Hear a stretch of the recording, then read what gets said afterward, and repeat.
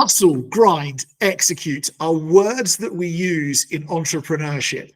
But if we ever really stop to think about what those are in faith, where they come from, and actually what is maybe laziness and what is hard work, and if you want God on your side in your business, what guidance can we seek from the Bible in terms of figuring out some of those things for ourselves? I'm joined with my good friend, partner in crime, and many other things, Thabiso. Thabiso, how are you today? Super well, Rob. When I see you, I'm excellent. You're excellent. So let's kick off. So we are going to go and talk about something from Proverbs today. But before I jump into the verse, what I want to ask you is, hustle features everywhere in entrepreneurship, right? But really, do you really see that many people hustling? Like, how do you view hustling? How do you see it for yourself? I mean, you just said now you're 3 hours sleep last night because of a work engagement. Do you think we actually understand what hustling is in a biblical context, or do you think we kind of are trying to fake and make hustling in our own weird version of it sometimes? Oh, man. You know what? I'm going to go a bit deeper into that, Rob, and I'm going to say that hustling sometimes in our language, and I think in the Bible's language, is two total different things, because we sometimes can get too busy, right? When you think of the story of Mary and I think it's Mary and Martha, who had the choice of being busy, or we had the choice of sitting at God's feet and basically washing God's feet or washing Jesus' feet with perfume and hair. So there's two different hustles when it comes to what we're supposed to do. I believe that this verse ties in so well with there's another Bible verse that basically speaks about how in seasons we shouldn't be sleeping, but we should actually be concentrating on reaping and not concentrating on sleeping. And I think there is seasons in our lives where we have to hustle, where we have to grind. So a 3 hour sleep that I had is not a daily thing. That's not hustling. That is literally doing stuff from your own flesh. But I think the hustle is when God says, hey, man, now it's time to work. Now it's time to get up. This is city season for me at the moment, because it's year end after year end. I know that this is the time for me to now work. It's not the time for me to be sleeping. But there is going to come a time where I have to chill and chill it out and be with family, be present. And I think that is, for me, that defines hustling. When you are, you're in season, and you go hard and you go and look for opportunities. Like yesterday, I was fortunate to work with people from Dubai, and I put it on the table. I was like, guys, I've never been to Dubai. I want to come to Dubai. How do I get it right? I literally just laid it on the floor, and they were like, hey, man, you did a great job yesterday. We might even fly you in next year to come and do that for us there. So that's the hustle. You know that you are in it, and you keep on pushing. And you say it so well a lot of times, Rob, is that we need to have conversations, and that's part of the hustle. It is. So the verse we're playing with is Proverbs 10:4, that reads, lazy hands make for poverty, but diligent hands bring wealth. And the word that jumps out to me in there is diligent, and what really diligence looks like in terms of work. And I think you summarized it there. The washing of Jesus's feet, right? I think in faith we have to think about what diligence really looks like for us. And my definition of diligence, by the way, is smart hard work. Right? That's my faith-based definition of diligence, is smart hard work, which means that we should go and work hard. We go back to Genesis, right? God placed man in the garden and told him to work, right? We go back to one of the original commandments, and it is a command in the Bible at the very start. God placed man in the garden and told us to work. He didn't tell us to sit underneath the trees, admire 100%. The view, get a suntan, eat the fruit, and wander around. He puts us in the garden and told us to work. So we know that we need to work, and we need to work hard. But I also think we can work clumsily hard, right? We can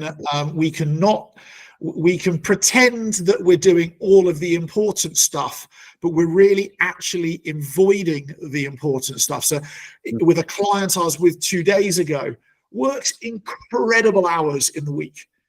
And I was like, cool. Tell me about the percentage of hours in the week when we analyze it that you spend on marketing, right? Telling people and having discipling, right? Telling people about your business, telling people about you, telling people about who are strangers, inviting them to come into your business, inviting them to come into your world. Let's go and look at that. And we got to 5%. And so, but he doesn't have enough money, doesn't have enough customers. And that for me is the difference between clumsy and smart. Is smart, hard, diligent work is understanding what's the pipeline that feeds your business. A business without customers isn't a business. It's just an idea. Right? A business that doesn't make a profit is simply a charity. Oh, man. Right? Now, there's nothing wrong with ideas and charity, but let's not kid ourselves. Let's not pretend that what we're doing is something that it's not, because the truth will set us free. So let's go and be truthful, first of all, right? So if our intent is to make a profitable business and we're to work smart, hard, or diligent hard, we have to understand what drives our business. And to be so, in any business owner you ever speak to, go and ask them the marketing question. And if they spend less than 50% of their week with a marketing focus, you can probably guarantee what the problem is with their business. Sure. So my question for you is, with all of that said, what for you is diligence? How does that play out for you? Man, I think that the first word that actually comes also after you say diligence is integrity, because it's all about what you do when people are not watching. And for me, it is exactly that. I was blessed by this a word that a friend gave me. It goes part and parcel with a prayer, the Shema prayer that the Jewish community prays, and it says, "Do everything as if you're doing it unto the Lord." And for me, that is diligence. That is pure diligence from the beginning to the end of your business. It's literally thinking, like even yesterday when I was performing to this clientele, I was like, yes, I'm performing to them, but I'm doing it as if I'm worshiping and praising God. I'm doing it as if I'm doing it unto the Lord. And that is diligence. That is knowing that from the beginning of your business to your budget, to how you work with people. You mentioned something very beautiful there, to how you disciple your business as well, how you put your business forward and how you talk to people about your business, to actually executing whatever product you have, whatever you have to basically give as a service. You have to make sure that all of those things are diligently done and you're doing it to the best of your ability. And I think that's literally pure diligence for me. And yeah, I want to ask you the very same thing. What do you think about that? So I like that. The thing for me is that even when other people aren't watching, God is, right? Come on. And you can't fool God. So you can go and close yourself in your entrepreneurial office so nobody can see you, and you can have your to-do list, and you can let your biases run riot with you over the order of importance that you're going to put to your to-do list. And your biases will probably tell you to start with the easy stuff, or start with the stuff you're really comfortable with or you're really proficient at. And really speaking, you have to understand business, and what a business is really simple.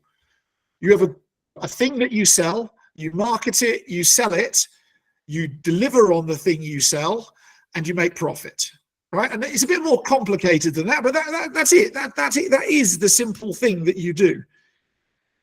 And so if I'm to be diligent with my time in the knowledge that God is always watching and I want his support in my business, I need to put meeting you this morning, which ultimately is marketing, to make this video, to go and get it edited and get it stuck up on YouTube and the thumbnail and everything else. Actually, that is me doing the diligent hard work in God's name in my business. And it can be as simple as that. That's it. Yeah. And as practical as that, right? You might not feel like you want to do a 10, 20-minute long YouTube video, right? Maybe you want to go and have, I don't know, call 10 past clients on your phone and go, hey, how are you today? Just wanted to check in. You know, the thing that I did for you, I sold to you, how's it going for you? Is there any help? Who have you met recently? And just see if there's an upsell or there's an introduction that could be made out of that conversation. That is equally marketing your business. It doesn't have to be jump online and make a video. I mean, that's really beneficial. And we'll come into that in future weeks around Jesus magnifying his voice across the water and what's the 2024 version of that. Because that is significant and that is using technology. But if you don't feel capable and confident to do that right now, when was the last time you called 10 clients in a row to find out how they are? Oh man, I love what you're saying right there, and it's something that I must be honest with you. It's something that you stirred within me. You said this actually, I think 2 weeks ago in one of our meetings that we had, and immediately I started going through my list, and I didn't call them, but I sent them a text on WhatsApp, and literally just that, just find out, hey, how are you? Are you good? How's it been? How's the wife been? How's the kids been? You know, and it's quite amazing because we've developed such a culture of when we contact people, it's when we need them. There's a lot of people as well that went like, hey man, I'm good. Is everything okay? It's like they're not used to me actually asking, which is such a bad thing actually, because that should be a way of life. We should be able to just tap in with people and say, hey, how are you? Not even thinking about business, but just, hey, how are you? Are you good? I saw you guys were, there's one of my friends, they were up on the roof when the Bokke were playing at Ellis Park. And I was like, hey, I saw you and your wife shoot some content off the roof. How was that? You know, just literally doing that, not expecting business or anything like that. And it really leaves, as I say, it's a way of life. It really leaves a good feel within you as well. So one of the things I've evidenced is that often as Christians, we struggle to glue together faith and practical activities and practical outcomes, right? We struggle to glue the two together. But if you just take the example you just gave, what is discipleship in demonstration? Discipleship is sharing that you love other human beings and you love God and so on and so forth immensely. And so in faith, even if you reached out to those 10 people and they had a great conversation with them, and one of them said, Thabiso, you're such a nice guy, why are you bothering just to reach out to me? Like what? Like, how are you always got this attitude or whatever else? And it opens the door to a faith conversation. Come on. Yeah. Discipleship through your business, through your actions. Now, sure. On the practical side of things, people who've bought from you once are like 100 times more likely to buy from you again. And if they're satisfied, they're 100 times more likely to refer a friend, a family member, a colleague, or something else to you. Right. So there's discipleship in terms of, hey, how are you? I care about you, brings practical opportunity on the other side. This isn't like a do faith and then do business. They sit as an integrated mesh. God designed it like that. Right? And that is diligence. It is understanding the smart hard work, is understanding not compartmentalizing business and faith, but it's the integration of the two. That's diligence in his name. And so why are we trying to build these things apart when actually diligently and smart, intellectually, cleverly, we can get incredible business outcomes by simply doing the right thing? Oh. I love that. You wrapped it up. Maybe a whole other episode we could do on that. But I want to finish off with us both confessing a guilty secret. and that is what's the bit of clumsy work that you're currently doing that maybe you think I actually just need to go get shot of that, and I need to go and build some more capacity to add some more smart hard work in. Now, go on, that's instant, straight off your tongue, look. Yes, oh no, definitely. I have made contact with someone who is amazing at doing marketing on LinkedIn. And I told them that it's time that, especially for next year, I've been clumsy all along, but it's time that I started tackling more corporates than the little gigs, because those are the ones that will free up a lot of my time. Because initially, I want to spend more time with family. And if I can get that part of my marketing correct, to carry me throughout the whole year, because I always say I'm in season when it's between August and December, but I can actually be in season right through the whole year. There's a reason why in February I can get a booking from a Sakia, or I can get a booking from an Atropol saying that, hey, it's our middle year or our begin year function, and we'd like for you to come and DJ, we'd like for you to come and MC. How many other companies do actually do that I'm not reaching out to? And that is literally by, it's like you said, by marketing, by reaching out to them, by actually giving them a call and introducing myself and saying, hey, this is who I am, this is what I do, I want to serve you. And what about asking them the question about their start of year motivational events that they have, which a lot of them have in January and February, which is the yeehaw, let's get going. Often they spend as much on that as they do at the end of year stuff. 100%. 100%. So my guilty secret is, yes, I love Canva.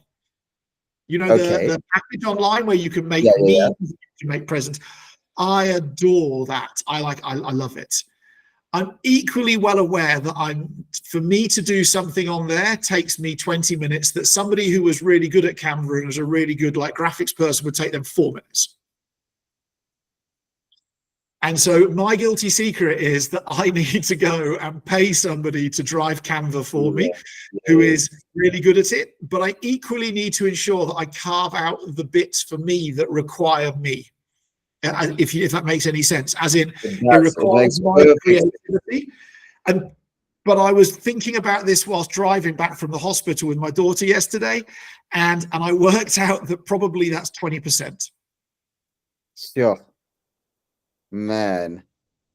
So that is my confession of, I need to outsource something and get shot of something, and I've been avoiding it. And I don't need a graphic designer. I need somebody with a great eye for detail who can stick to a corporate brand and build visual stuff and video clips to go into social media. That's it. Well, you've just spoken that, and I believe that you're soon going to get someone. I think so. I might even have that person. Anyway. Thank you for playing. Thank you for listening. If you like this, we've never asked anybody to share or hit subscribe. Yeah. Just do it anyway, because we're nice. Yeah, I agree. God bless. Amen. Amen to that.